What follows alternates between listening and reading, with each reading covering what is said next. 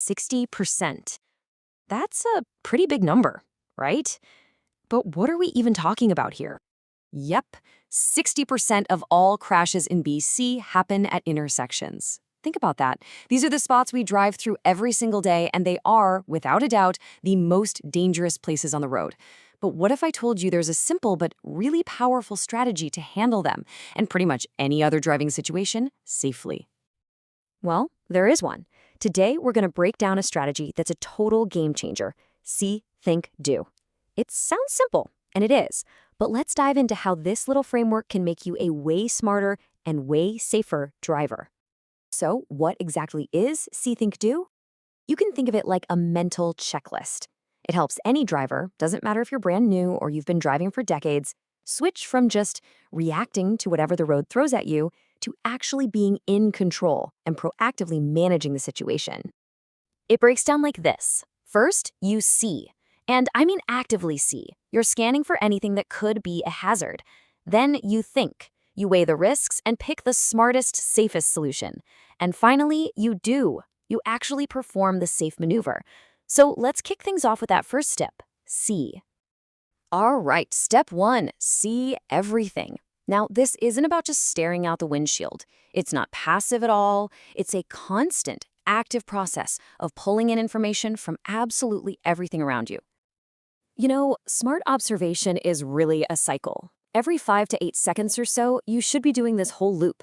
Look way down the road, we're talking like 12 seconds ahead, or a city block or two, then scan side to side, and finally a quick glance in your rear and side view mirrors.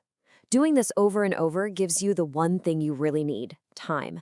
Time to prepare for a hazard instead of being caught completely off guard. But just seeing what's ahead of you, that's not the whole story. What's absolutely crucial is knowing what you can't see. Because no matter how well you set up your mirrors, every single vehicle has blind spots.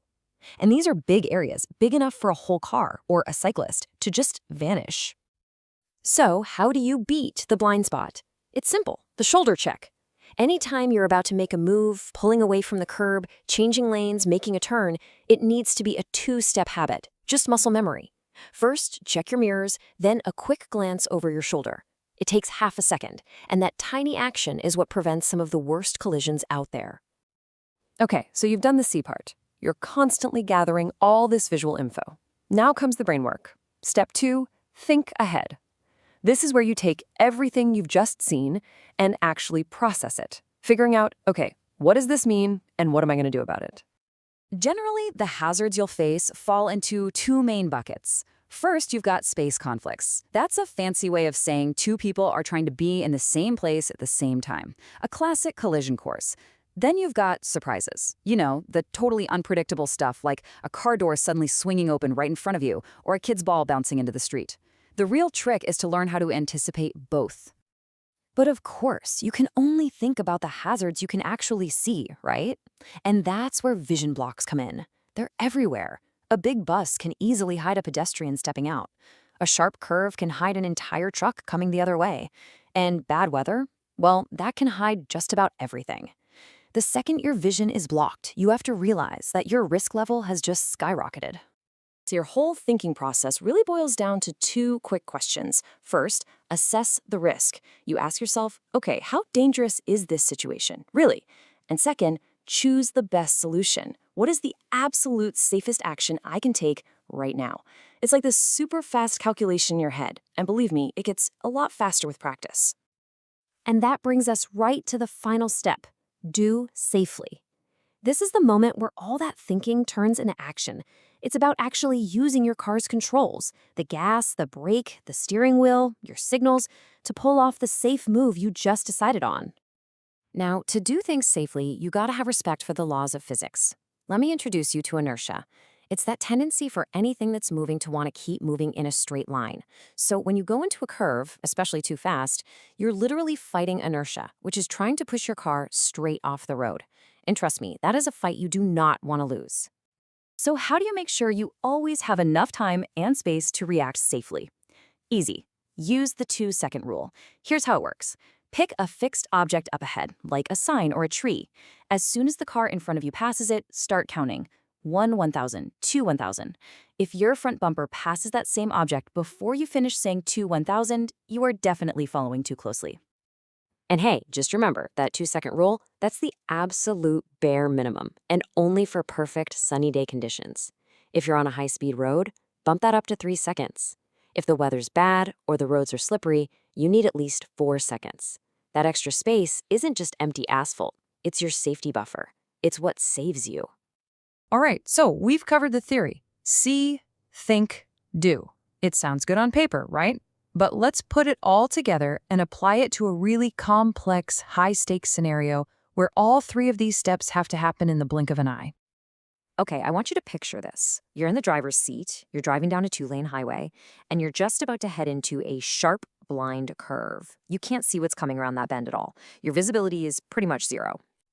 And then this happens. The first thing you see, the car that was behind you suddenly swings out to pass you. And they're doing it on a solid double yellow line, right as you're going into that blind curve. I mean, it's not just dangerous, it's totally illegal. Just as you start to get into the curve, the whole situation gets 100 times worse. You see a massive truck coming at you, taking up the entire oncoming lane.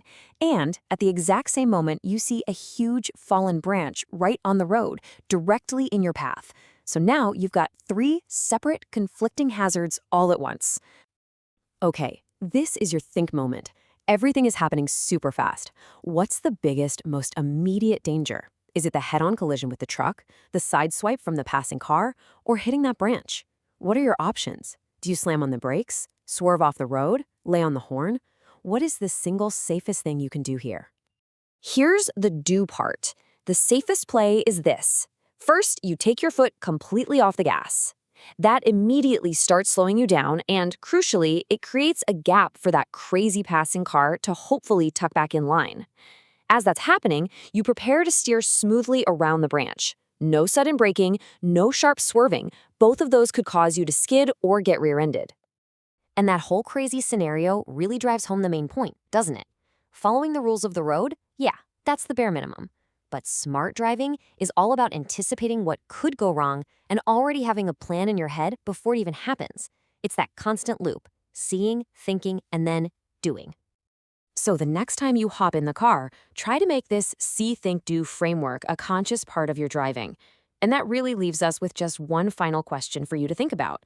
On your very next drive, what will you see, think, and do differently?